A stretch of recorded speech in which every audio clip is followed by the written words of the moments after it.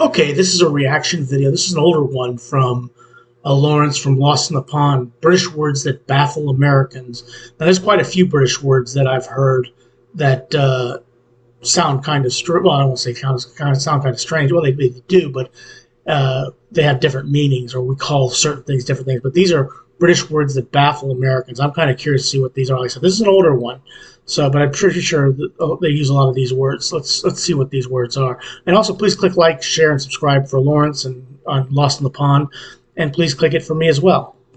Hi, welcome to this week's episode from Lost in the Pond. I'm Lawrence Brown, the editor of Lost in the Pond, and this week I'm going to be talking about all of those kind of British English words that baffle Americans whenever I produce them from my lovely British mouth. This idea actually comes from YouTube user Mark Lockwood, so thank you for that, Mark. And so wife, what are some of those words that you often sort of are baffled by when I say them? I'm not really baffled by a lot of words that you say anymore. We've been together 10 years. After 10 years, you should have... Yeah. Yeah. If I, walk down the street in Liverpool, I find it very difficult to understand most of what any of them are saying. Well, that if you've ever heard people from Liverpool speak, when they speak real fast, it is kind of hard to understand. I never understood why. I've heard the term in Liverpool called a scouser, and I'm not sure what that means. Or I mean, I obviously it means somebody from Liverpool, but how they got the name scouser, I do not have a clue. I think that's true of most of England.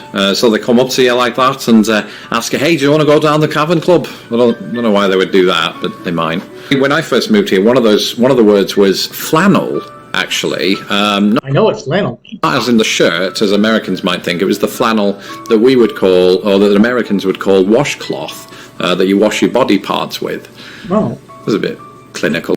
That's flannel's a washcloth. I asked your parents, because we lived with Tara's parents for a bit, and I needed to find a flannel, and they looked at me as if I was demanding. Yeah, you want a shirt? Shirts from them. But another one actually that came up around about the same time was plaster. I'd cut my finger or something like that, and I said, "Hey, where do you keep the plasters in the house?" And they looked at me again as if I was a terrorist. Yeah, I wouldn't know what that meant. So what do we call them here again?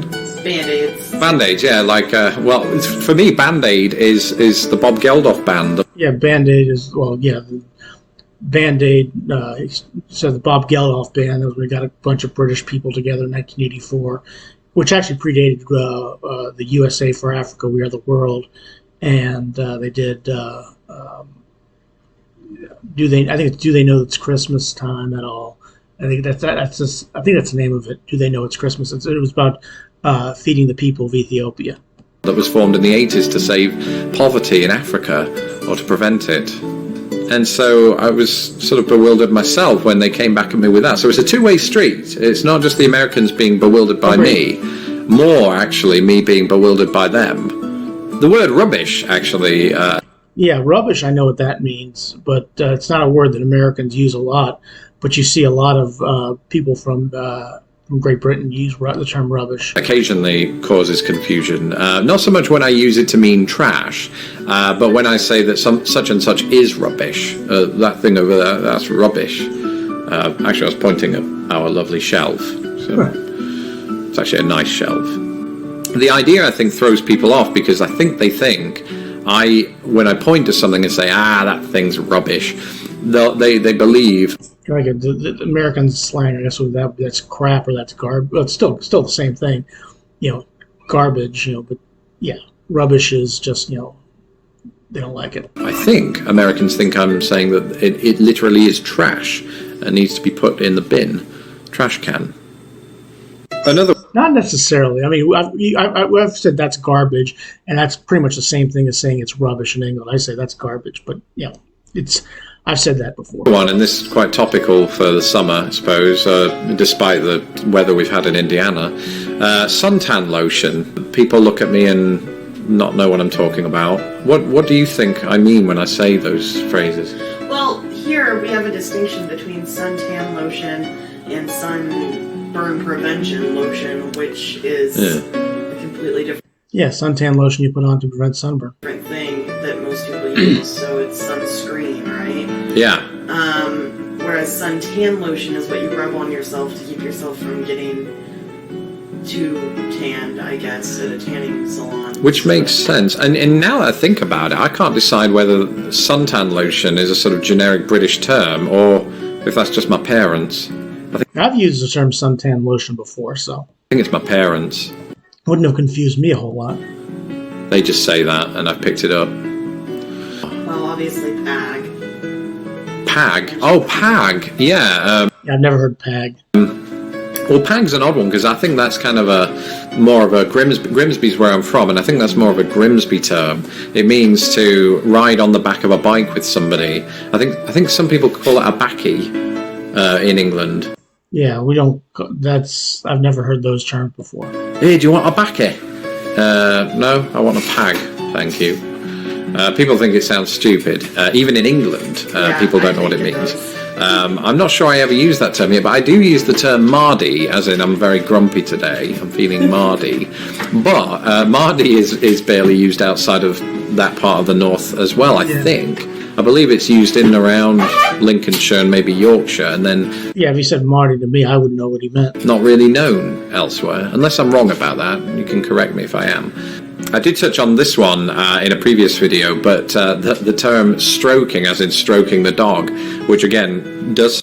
No, we say petting the dog. We don't. If you said stroking the dog, somebody might think you're a bestiality. Okay, so you don't want to say stroking the dog. Sound borderline illegal, and I will admit that, having moved here.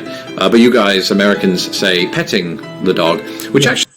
I mean, I would get that you stroking. If you said stroking the dog, I think I know what you meant, but somebody would read that the wrong way, and so yeah, you want to say petting. Actually, my mother later pointed out, after watching that previous video, that also sounds a little illegal, because petting, at least where I'm from, means kissing. When you And petting does not mean kissing in America, in the United States. go into the swimming pools, there'll be signs that say no petting, as in your significant other. Or We have that here, too. Exactly. Well, I don't know if it's called petting, but I'm sure they have things like that on pools. It's been a while since I've been to a pool. Whenever I want to go swimming in a pool, my parents have a pool, so I don't need to go to a public pool. So you have it here, and yet, so each of us has these terms for being affectionate toward animals that take it a little too far. You don't kiss your dog?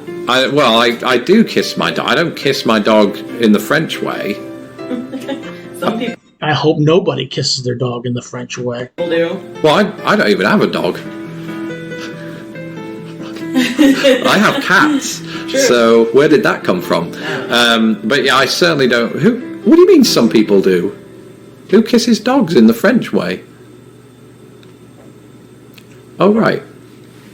This is a strange video so far. We've gone a little too far, I think. Wish I had a dictionary of British English or something. Yeah, that would help. You do? If in doubt, turn to this lovely book. It's by Anglotopia. That would actually help. British slang. You can get this at Amazon, of course. And let me take a look inside quickly. There are lots of words in here. What do I say? I'm trying to think. Oh, I did say that once. This one here. Lost the plot. Oh, yeah. Yeah, I've heard "lost the plot." I heard that first from an English. I was listening to an English a football show, a soccer show, and he said somebody lost the plot, and something I'd never heard before. I mean, I know what it meant. I didn't need to have it explained to me, but I said he lost the plot. I go, that's a unique way of saying it. Yeah. I say that all the time now, and I think some people don't understand what I mean. Yeah. Thankfully, I'm around teachers all day, so they kind of get it just because they've read Harry by Potter. association. Yeah. Of just understanding what losing the plot literally means. Yeah, it's someone who's gone mad. I've lost the plot, and I write for that. Chap. Now, I've heard chap before. I knew what chap meant. I didn't need to have that explained to me, but it's not something that we say a lot in America, in the United States. Chap's an odd one, isn't it, for people? Yeah, you're a fine, upstanding chap. Because that's how I talk. Chat. chat. Alley, Actually, I do remember. I Another thing is a bloke. I don't know if that's a good name or a bad name for somebody, but uh, I guess it's how you say it. That bloke over there, or he's a fine bloke. That's something we don't say in the United States. I do remember one instance when I used to work for Indianapolis Fringe back in the day. There was a performer who'd come over from the East Coast, and some of these words are still this video is still this was done in 2015. This video was done. A lot of the stuff is still applicable today. I asked him, "So are you part of the Fringe Festival?" And he had to ask me again and again, "Did you just say French Festival?" Oh, that was a good one. This one did used to confuse the wife when we'd be talking about a food that's been in the fridge a little too long, and I'd ask her, "Has it gone off?" And gone off? What the hell's that mean? She wouldn't know what I meant. Yeah, I don't know what you mean either. I again use that all the time now, and people don't understand. I've indoctrinated her into the. Speaking of going off, we're going to go off now. Not in that way. I have showered today. But in the sense that we're leaving today. And so, tune in next week. And indeed, throughout the week, send us your ideas for videos. It saves me a job, really. So that'd be great. And then don't forget to subscribe to us on Facebook. That's very crucial. And Twitter, and to a lesser extent, Google+. I'm aware that most people don't use that. Or you won't get your updates. Bye. Okay, this was like an older one. British words that baffle Americans. There's still quite a few of those British words that baffle Americans. Like if you go to some that I've understood. I think I said before in other videos, like we call potato chips. You call them crisps. We call them French fries. You guys call them chips, and things like that. We all speak the same language. We just don't use the same words. Well, this was a good one. British words that baffle Americans. This is Lost in the Pond from 2015, but still applicable today. Please click like, share, and subscribe for Lawrence on his YouTube page, and please do the same for mine. Like, share, and subscribe. This was a good one. Thanks for watching, and I will be on with another video. Thanks for watching.